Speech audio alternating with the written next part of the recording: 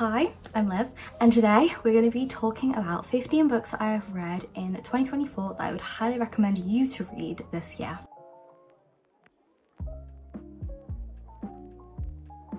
I have quite a few physical books actually. These are the physical books and the rest are on my Kindle, or I've got one audiobook as well that I read. I would highly recommend these books. These are only books that I've read this year in 2024, no other year. Well, there's one that I reread this year, but I will let you know which one that is. But these are books that I have read in 2024 that I would highly recommend for you to read. And there's so many different genres here. We've got dystopian, romance, thriller, mystery, fantasy. There is so much here, and I've got all my information here on my iPad. This tiny little corner here has got everything. And start at the top with one that I read on audiobook, and this is Hate Mail. Hate Mail is a romance that looks like a fluffy romance. It's a cartoon cover, and I will say, do not let the cartoon cover fool you, because this book broke me. I read this book as one that I saw in the works, and I got a free trial or something on an audiobook site, and I listened to the whole thing in one day. When I say I was obsessed, I was obsessed. This book is a romance, and it's a dual point of view romance. So we get the now, which is all from her point of view, and then the male main character, his point of view is all from the past. This book is about this girl and guy, I can't remember their names. They used to send each other mail online. They used to be pen pals from primary school. When everyone else in their classes stopped doing pen paling, they carried on, and it started off as them hating each other and just being rude to each other, and it developed way more further past that, and talking to each other about details that they wouldn't talk to anybody else about, but because they don't know each other, they feel comfortable to confide in somebody on the internet. His point of views are all from every point in time in which he had sent her an email, and her point of views are all from the now. So she wants to know who this guy was because he sends her a letter. There's no return address, it's just a letter addressed to her, a physical letter, and she wants to know where the hell he is because he managed to send her this letter, how he knows who she is still because it's been years since they have spoken, and she is convinced that she wants to find out who he is. She's never met him, she doesn't even know what he looks like, and she just wants to know. At the same time, she has fallen for somebody who she met who's in her building, and she's in this like love triangle in her love life, and her friends trying to help her through it all. She's obviously still in love with the guy who she's always messaged since she was in primary school, and she's now like in her late 20s I think, and he is there and she wants to know who he is, but at the same time she's starting to fall in love with the guy who lives in her apartment block. Loved it, was emotional. I kind of guessed the plot twist by about 50%, but I kind of was hoping that I was right. I was praying that I was right. It was one of those things when you can guess the ending but you're hoping that you are right about the ending. It's not like you're like, oh, I kind of know where this is going. It was like, oh my god, I hope I know where this is going. So emotional, so many deeper topics than that. There was a little bit of spice, but not loads. But the spice is in there for a reason. So highly would recommend you to read that book. The next book we have is actually a fantasy. This one is a fantasy slash fiction, and maybe a literary fiction, I'm not sure. This one is The Invisible Life of Addie LaRue. When I first read this, I wouldn't stop talking about this, and it's been a while now and I still can't stop talking about this. I did a video on this book. I will put it up in the cards, and I'll put it down below probably. I love this book. This book I gave a 5-star. Honestly, I tabbed this book. Like, look at those tabs. I thoroughly enjoyed this book. Gods and goddesses and making deals with the devil. So we've got our main character here, Adeline. Adeline is in 17th century France, and she is a woman. Well, she's a young girl, and she is expected to do what young girls are expected to do, to marry someone rich, have children, and that's it in life. She doesn't want that for herself. She wants much more, but her parents are set on finding her a husband, and she's gonna like it if she wants to or not. And she makes a deal with a god, and the deal is that she wants to be able to do whatever she wants, whenever she wants, and to be able to live her life the way she wants to. And this results in everybody who she's ever known forgetting she exists. And when she bumps into anybody, they don't know who she is, and as soon as they turn their back on her or look away from her, the minute they look at her again, they don't have a clue who she is, and it's like they've met her for the first time all over again. It's a very emotional book, and it definitely changes your perspective on life. It's definitely a book that you will continuously think about forever. There is romance in here, there is heartbreak, there's bittersweet, there is a person who's trying to make the best of a bad situation, and you see her go through so much. I mean, she's in 17th century France, she has nothing to her name, she has to live on the streets as a woman in France, goes down many different paths in life, and it goes right up until 2012, so she has been through a lot in life. She is an incredibly strong person, and she meets a guy called Henry, and Henry is the first time since 17th century he remembers her when he sees her again, and it is a beautiful bittersweet story, and I cried my eyes out. I was an absolute mess. I really got this last minute when I saw the description, and somebody I watched said that she hated the book, and I was like, well, I just want to read it, and I 5-starred it. It was truly beautiful. I read it in about 3 days, I think, and it's really good. It looks quite thick, trust me, it needs to be, and when you feel like it's dragging a little bit at the 100-page mark, it has to, because the weight that those 100 pages then have on you when the story kicks off it's tremendous, it's genius. There's a lot of plot twists as well, and there's a lot on like self-discovery. Next on the list is Daydream by Hannah Grace. Again, I tabbed this book. I really enjoyed this book. I gave this a 4.75. This book is about, who has seen me looking down by the way, it's because I'm looking at the note. So this book is about healthy relationships, great communication in a relationship and friendship, helping each other, assisting each other, and female friendships too. This book we follow Henry and we follow Hallie. Yeah, Henry and Hallie. So Hallie is a very studious girl. She is very academic, but she struggles in life with standing up for herself and with making friendships, and she has just recently got out of a relationship with her boyfriend, who she's been with for a while now, and they never really felt like it was a relationship. It kind of felt like they've been friends forever, so it kind of just happened. And she becomes friends with Henry, who needs help with studying and being tutored, or he could risk being kicked off the hockey team. So they make a friendship, and it's a very close friendship, and they share secrets and stories and insecurity. The trope is definitely friends to lovers, and these two start off as such good friends. They are so helpful to each other. Henry struggles from symptoms which could be seen with ADHD, and he really struggles with loud noises, loud busy spaces, and Hallie knows how to comfort him. There is spice. It is truly a beautiful book, and we see self-discovery again. Pigeons keep flying off my ceiling. Not off my ceiling. It's not off my ceiling, off my roof, and it keeps scaring the bejeebus out of me, honestly. There's a lot of self-doubt at times from both of them, and throughout the book you see them become confident in themselves and in taking charge of their lives, and it's so sweet to see. If you're expecting some big, profound, romantic, intense love story like Icebreaker, this is not the book. This book is definitely more cozy and more wholesome, definitely a lot more about finding yourself, and these two kind of fall into this relationship naturally, and it's so beautiful to see. I don't think I've ever read something as natural as these two falling in love with each other. I see a lot more of the hockey players in this one, so if you thought in Wildfire, I miss hockey players, loads of them are all back in this one, like all of them are back. We have next got another romance, and this is Just for the Summer by Abby Jimenez. This is the third book in the Part of Your World or World series. So this one is the third one, as I said, but you don't need to read the other two really. I read this as a standalone and I still gave it a 5-star.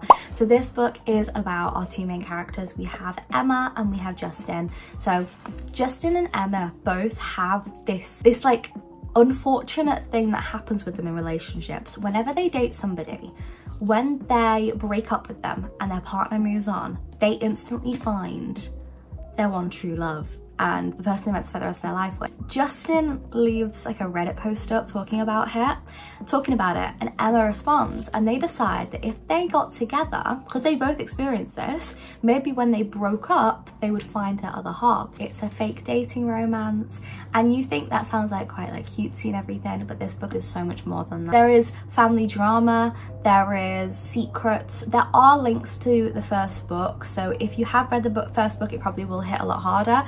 I read the first book after reading the third book, so I mean, I still enjoyed it. I loved this book so much. Hell of a lot of communication is in this book. Hell of a lot of healthy communication. There's complex family drama. There's complex family relationship. Honestly, I feel like Justin is the perfect man. He is just such a golden retriever and knows when she needs space, and he gives her it. This book, honestly, is the epitome of perfect guy. Just following this journey of these two people who initially are trying to be dating each other for a reason, and slowly realize that maybe they found their person in each other. Next, we have a thriller, and this is The Naturals. So this one I recently did a video on. If you want to see my full in the moment reactions, it'll be up in the cards now or down below. I thoroughly enjoyed this book so much. It was so good. This book is a thriller, as I said, kind of not a thriller actually. It's like a YA mystery. This book is about our main character, Cassie, is somebody who's very good at reading people and profiling them, and she gets hired by the FBI. She gets hired by the FBI to help with cold cases. She joins and meets 4 other people who have also got skill sets like hers that are very different and unique to everybody else in the world. And we have somebody who can detect lies very quickly and also tell really good lies. We have somebody else who's a profiler, somebody who's really good at reading people's emotions, and then somebody who is phenomenal with numbers, can read numbers and work out things, and is so great with statistics. It's like that is her language, and actually speaking English is not her language. Really good, high stakes. Stuff I've written down is this is a high stakes found family true crime book. It's FBI cold cases. It's very easy to follow. It's also a 5-part series, including the novella at the end. There's plot twists, murder investigations, and it is incredibly easy to follow. It's written by Jennifer Lynn Barnes, so if you have read her Inheritance Game series, you know that her books are very easy to follow. I would argue that the Natural series was the easiest series to follow out of Inheritance Games and Natural series. Natural series was definitely the easier one, and I felt like I was just hanging on to every word in this book and really sinking in everything that was happening and really clocking on. I would recommend on a rainy day, and I mean, it's now September, nearly October, so rainy days are coming. Get this book, please. Just get the series. It's on Amazon for like 20 quid. Next, we have something I reread this year, but I'm including this because I read this when I was 15 and I'm now 20. So this is Gone by Michael Grant. This is a book that nobody talks about, and I would highly recommend this in a heartbeat. I didn't tell you The Naturals. The Naturals I gave a 4.5 star. This I gave a 5 star. Really thoroughly enjoyed this book. So it looks like a thick book. It is, and it's a series. I would really recommend this book. This is a book about, it's a dystopian book. We have our main character Sam that we follow predominantly throughout this book series. One day in a class, this is how the book starts, and his teacher, who was stood there, all of a sudden is gone, and the chalk that he was using to draw on the chalkboard drops out of his hand, like just drops out of thin air. And everybody over the age of 14, we realise, is it 14? 15, disappears. And where have they gone? It's a book about these kids all having to come up with their new civilization, with rules, and trying to come up with people in power, and the right people in power. I mean, there's babies here and everything, there's animals still around. Who's gonna look after everybody? Who's gonna look after the daycare? Who's gonna sort out food? It's a very good book, and as everyone's trying to sort all this out, we're realizing that some people have got mutated powers. So you've got people who can move things with their mind, you've got people who have got like super speed, and it's like, what is happening? It says on the front, it's a world without adults and normal has crashed and burned, and that is truly how it feels. Normal is just gone.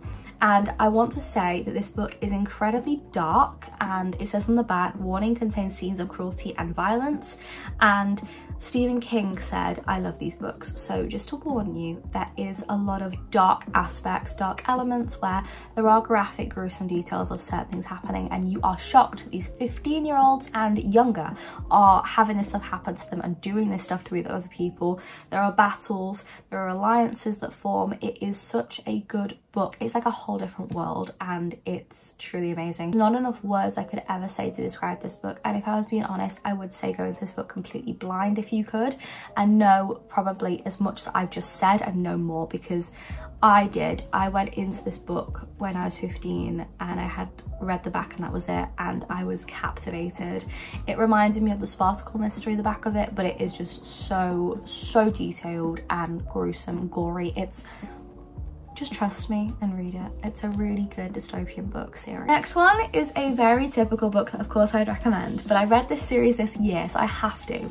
And this is ACOTAR. So ACOTAR is a series that I'm pretty sure every single book reader on the planet Earth has heard about. ACOTAR is a fantasy series and it takes place over the course of 5 books. We have fairies, we have, well, not fair, they're not called fairies, they're called fae.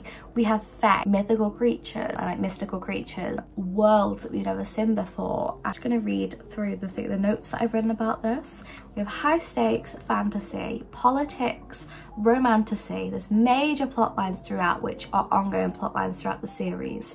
High lords, battles, fae, mystical creatures, ongoing plot lines I've written twice. Found family and secrets that are discovered throughout the book series. Really amazing, and the world is brilliant. It is one of the most beautiful fantasy worlds I've ever written. I've ever read about.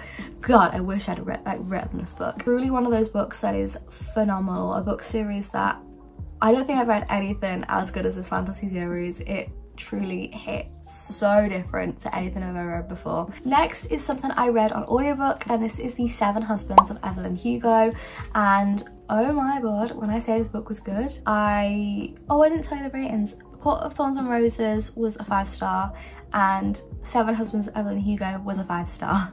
So the 7 Husbands, talking is really difficult today for some reason. I'm going to simply read out everything I've written down right now, because The 7 Husbands of Evelyn Hugo is a very hard-hitting, deep book. The 7 Husbands of Evelyn Hugo is a book which is kind of like an interview. So we've got our main character and she is interviewing Evelyn Hugo, and Evelyn Hugo is telling her entire life story, and we're hearing it all from Evelyn's perspective, all that stuff, and then we come back into the present and our initial main character is trying to really understand the stuff that Evelyn's telling her and really trying to take on board that this stuff really happened to this person. There are dark truths of Hollywood that she tells us about. Evelyn Hugo is an actress. She's now like had her life and everything, and she's obviously telling her truth on everything she's been through in life and how she started. And we get very raw, deep explanations of how she did everything. And we have to remember that Evelyn started off as, I think she was about 15 in the start. She isn't a white woman and she is a very young woman. She speaks about the dark truths of Hollywood, women's rights, LGBTQIA right, the paparazzi, crying public and radio stations, a lot of talk of marriages. Obviously it's 7 Husbands of Evelyn Hugo. The truth about marriages and what they mean in Hollywood. Love, heartbreak, bittersweet sections in this book, plot twists and very deep plot lines. I honestly was bawling so much at this book, and my favorite plot lines were honestly the LGBTQIA sections. I thought that was so incredibly interesting. I would have to say the start of this book, well, the start of what Evelyn's telling us about how she started off in Hollywood, that was a very much raw, eye-opening stuff that happened to her. She doesn't ease us into it, like we go straight into it, full whack into how crazy her life is. Next we have a romance, and this is a book that came out this year, and this is Wild Love by Elsie Silver. If you are missing Elsie Silver's cowboy world, you will really love this book. This book is a romance. It is set in Rose Hill and it's about a guy called Ford. So Ford is a very grumpy man and he is best friends with our female main character, her brother. Tropes in this book are childhood friends to lovers, brother's best friend, I think that's it. Oh, small town romance as well, and single dad. In this book there is healthy romance, incredibly healthy communication, childhood friends to lovers, childhood crush, meaningful. There's a diary whole section where she gives him pieces of her diary that he kept for her. There's a lot of spice, a billionaire and brother's best friend. Those are all the notes I've written down. We have our main character Ford and we have our other main character who is called Rosie, and Rosie and Ford always kind of had a crush on each other when they were younger, but they didn't know about each other's crush for each other. And Ford was always there for Rosie in a way that she didn't even realise. He would always be there to pick her up from parties if she ever got stranded. He'd always be there to help her if she ever needed to get away somewhere. And she always kind of took him for granted. And when she gets older, she realises that he's always been there for her, and he always will be, as much as she didn't realise it in the first place. When she comes back to town for the first time in ages, he's the one who gives her a job, and as much as she is reluctant to take it. She is very much wanting to show everybody that she has earned this job and that she will work for this job, and she wants to show how good of a career-driven woman she is, like how much of one she is. He finds that he has a child, which has come from him donating stuff to a bank, and that stuff was used for somebody to have a baby, if you get what I'm saying. And that girl rocks up, and her mum is unwell and she doesn't know what to do, but she knows that Ford is her dad. It's very good. You see Ford trying to navigate this fatherhood world and also trying to help the mum out as well, because she is struggling in life. We also see a lot about the daughter. She is a real fun character. We see Rosie bonding with the daughter, which is so cute to see. I love all their scenes together, and this daughter like come out of her shell.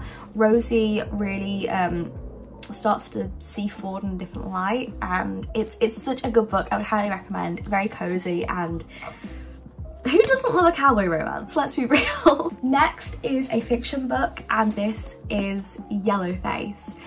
This book is honestly unlike anything I've read before. Let's read you the notes I've got written down. This book heavily dives into morals and morally grey characters. The downfall of our main character due to money.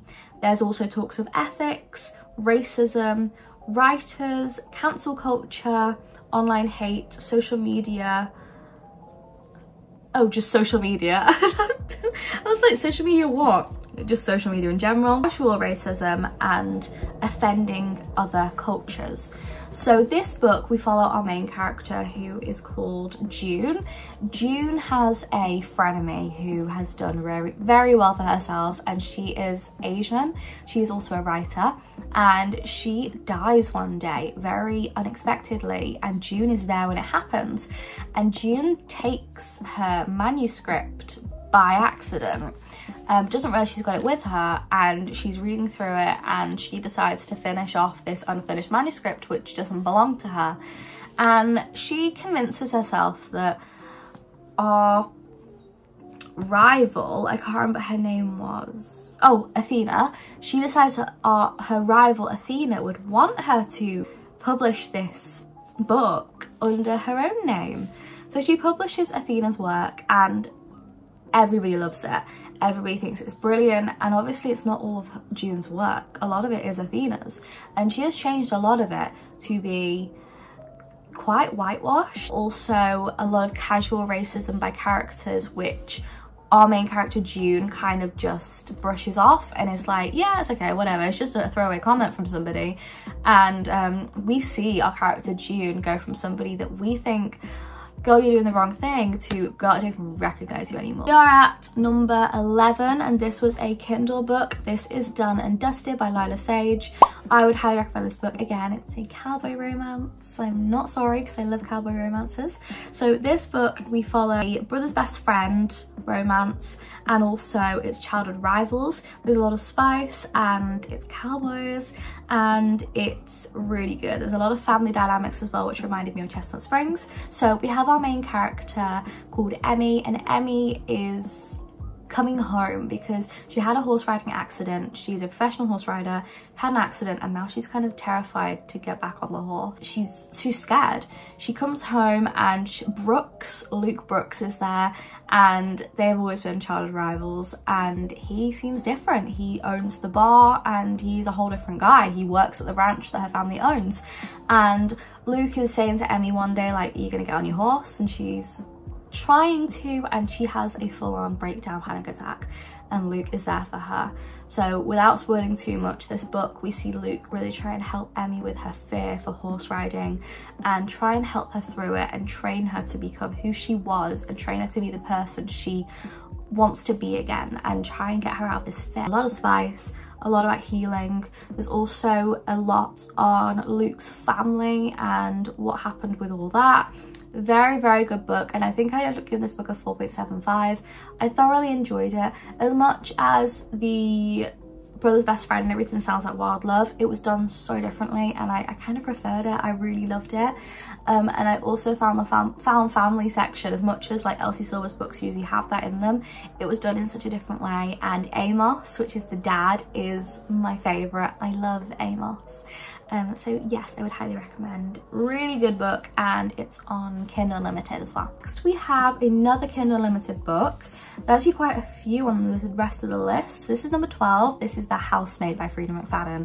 I finally read that this year, and let's just read you my notes because this book was amazing. It's a very fast-paced thriller with major plot points. Things as it seems, and you have to remember throughout the book, like, is everything gonna stay how it seems right now, or is there other stuff happening we don't know about? Very short book, and it is a thriller, dark, a morally grey female main character, and it's got an incredibly tense atmosphere. So we follow our main character Millie, and Millie gets a job as a nanny for this couple.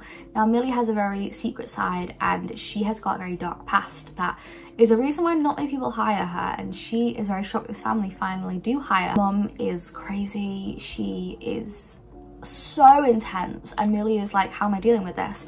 But Millie starts to have a relationship with the dad. Loads of stuff happens, and the housemaid is there 24/7, so she overhears things, and just when you think you know what's happening, there are plot twists left, right and centre. I don't even know how to explain it because I knew nothing about this book, and it truly shocks me to my core. So we have our housemaid who clearly knows about loads of stuff. There's creepy stuff that happens in the house. There's her backstory of who she is. The mum doesn't seem like she is who she is. The dad, there's something about him. The kid is creepy. There's a random room in the attic which just so happens to have a lock on it that locks from the outside, so whoever lives in there can be locked in, and that's the housemaid's room. There is so much about this book that is so unsettling, and it is truly amazing. Next is a contemporary mafia series, and this is the Brutal Prince series by Sophie Lark. Again, this is on Kindle Unlimited. This book is contemporary mafia. It's a dark romance, spicy. Callum and Ada, and they are from rivaling mafia families. One of them is Irish, which is Callum's family, and then we have the Italian family. And throughout this series, you see members of each family end up in relationships with other people, and these two families create an alliance between each other in this very modern mafia world. So as I said, it's a modern contemporary mafia romance. It's a dark romance with dual POV, high stakes throughout, and about two rivaling mafia families who try and come together. It's very spicy, and there is also a lot of cartoon images. So by that I mean that when certain scenes happen, there are pages in the Kindle book as well in which there are cartoons which have been drawn, like illustrations of spicy scenes throughout the book. And oh my god, I've never seen a book do that before. Really enjoyed it, and it's in all of the books in the series, and I've read the entire Brutal Birthright series. It's really good. You get to see a lot of high stakes, and you watch as these two people who are from the two mafia families. Ada's almost the youngest in her Italian family, and Callum is the eldest in the Irish family. They end up having an arranged marriage by the heads of each family, and they hate each other. Like, when I say they hate each other, they despise each other, and these two have to get married, and you see them rebelling against each other.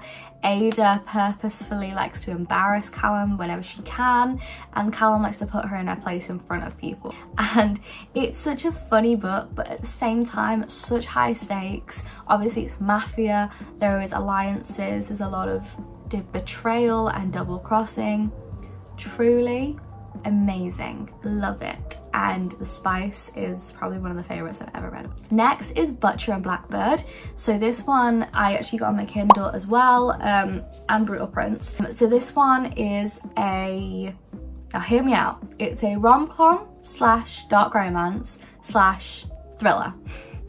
So Butcher and Blackbird is about two serial killers who end up in this competition they've made between each other, and we have Rowan and Sloane, that's what their names are. So Rowan's brother ends up giving them each a location of serial killer is. So basically, I'm explaining this really badly. So Rowan and Sloane are serial killers and they kill bad people. So they kill serial killers and they end up each getting given locations once a year by the brother of Rowan, and this location is where this bad person is and they have to race to kill them first. And honestly, it is one of the most entertaining books I've ever read. I think I gave it, I'm not going to tell you the ratings. Housemaid gave 4.5, Brutal Prince I'm pretty sure I gave a 4.75 or 4.5, and Butcher and Blackbird I'm gonna need to check on my Goodreads because I don't remember. My Goodreads is like all messed up. I gave this book a 4.5, Butcher and Blackbird. It's dark romance and everything. So yeah, these two people, they have very much rom-com vibes at the start, very bantery, very awkward and flirty. Rowan definitely likes Sloane and Sloane likes Rowan, but she doesn't want to show him that. And they are trying to take down murderers, and it's very high stakes, where that's where the thrilling aspect comes in. And these murderers are obviously going to fight back. There are so many times when you're worried that these two main characters are going to die or anything, and you're worried about what is going to happen to them, and you're on edge throughout a lot of this book. A lot of spice as well, which is where the dark romance comes in, because it is incredibly dark romance, this spice. Like, I was in shock. I was like, what the hell? It's really good and I would highly recommend this book. The male main character is incredibly sarcastic and that is right up my street. It's very much a compelling book. You don't want to put it down. It's competing serial killers who become intertwined and have a lot of spicy scenes.